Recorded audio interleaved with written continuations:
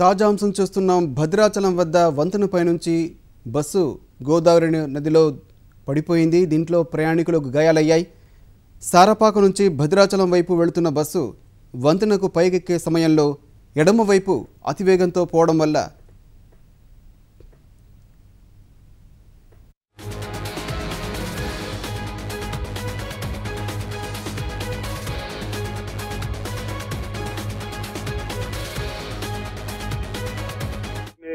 Bridge దగ్గర bus అదుపు తప్పి లోయలోకి నదిలోకి పడిపోవడం జరిగింది. ఇందాకనే బస్సు పడిపోయింది. దానిలో మొత్తం 40 మంది ప్రయాణికులు ఉన్నారు.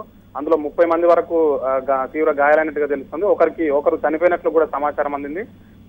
పోలీసులు కూడా ఇక్కడ సహాయక చర్యలు చేపట్టారు. ఎవరెవరు ఎక్కడి నుంచి వచ్చారు, బస్సు ఏ డిపోది ఎక్కడి నుంచి వచ్చారు అనే వివరాలు కూడా ఆరాధిస్తున్నారు. సహాయక చర్యలు కొనసాగిస్తున్నారు. క్షతగాత్రులందరినీ కూడా భద్రాచలం ఏరియా ఆసుపత్రికి తరలిస్తున్నారు. అయితే శ్రీశైలం ఈ వంతెన నుంచి బస్సును బయటకు తీయడం జరిగిందా లేదా?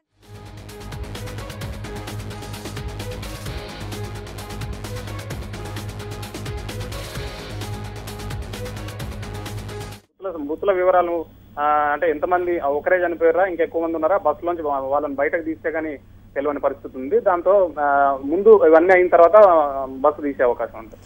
అయితే శ్రీశైలం దాదాపు ఇప్పటి వరకు ఎంతమందిని బయటకు తీసుకొచ్చారు, ఇంకా ఎంతమందిని తీసుకురావాల్సి ఉంది? అది అంటే ఇప్పుడే సహాయక చర్యలు మొదలు పెట్టారు. కొంతమందిని ఆసుపత్రికి తరలిస్తున్నారు క్షతగాత్రుల్ని. మరింత మందిని 108 లో వాటిలో పోలీసులు అదేవిధంగా మిగిలిన వాళ్ళు కూడా అందరూ స్థానికులు కూడా సాయం చేస్తున్నారు. వాళ్ళందరూ కూడా క్షతగాత్రుల్ని ఆసుపత్రికి తీసుకుపోతున్నారు. ఆ బస్సు వంతెనపైకి ఎక్కే సమయంలో ఈ సంఘటన జరిగినట్టుగా తెలుస్తుంది. పరిస్థితి తీవ్రంగా ఉంది. ధన్యవాదాలు శ్రీశైలం.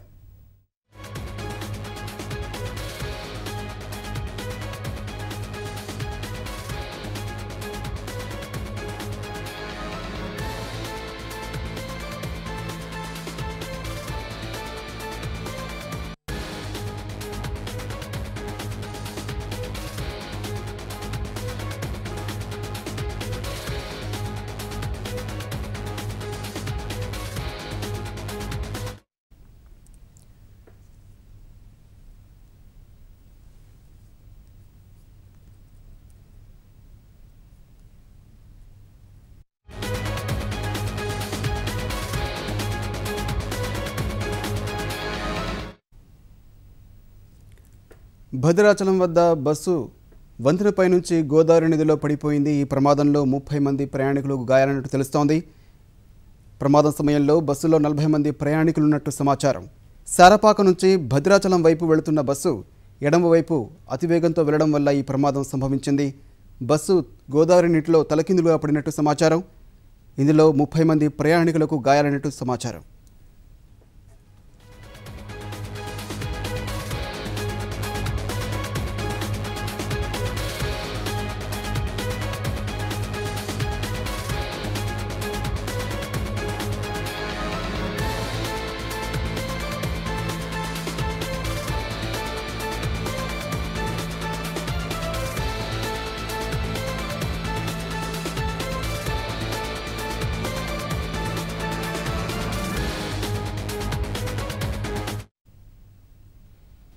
ఖమ్మం జిల్లా భద్రాచలం వద్ద ఘోర ప్రమాదం జరిగింది.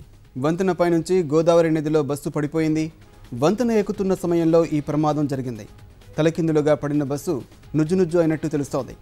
ఈ ప్రమాద సమయంలో బస్సులో 40 మంది ప్రయాణికులు ఉన్నట్టు తెలుస్తోంది. వీరిలో 30 మందికి గాయాలయ్యాలని సమాచారం. సారపాక నుంచి భద్రాచలం వెళుతుండగా ఈ దుర్ఘటన జరిగింది.